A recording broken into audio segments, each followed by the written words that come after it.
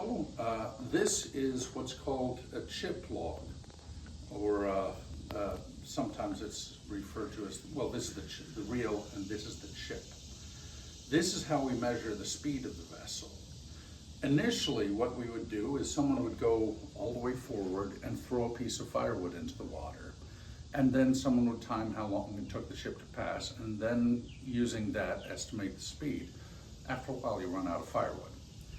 So it finally occurred to somebody that if you connect connect a line, a rope, or a string to the log, you can pull it back in.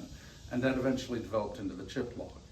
So you can see this is a quarter circle of wood with the usual shape, with lead weight at the bottom and a 3-point harness.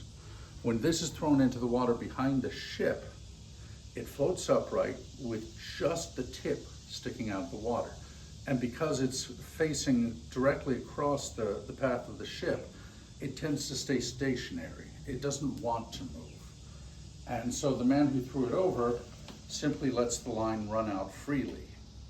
Now you can see there's this little red flag here. Once that goes over the railing, he calls out to the second man, turn. The second man has the 28-second glass.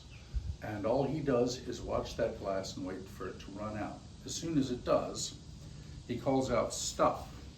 This man stops the reel. Well, there are knots at intervals along the line. And as he brings it back in, he counts those knots. And each knot represents 1 nautical mile per hour. And this is why, when we measure the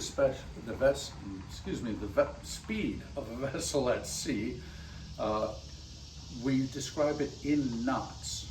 People often think that knots is short for nautical miles per hour. It isn't. It's the actual knots on the line. But since it amounts to the same thing, it's not a huge issue.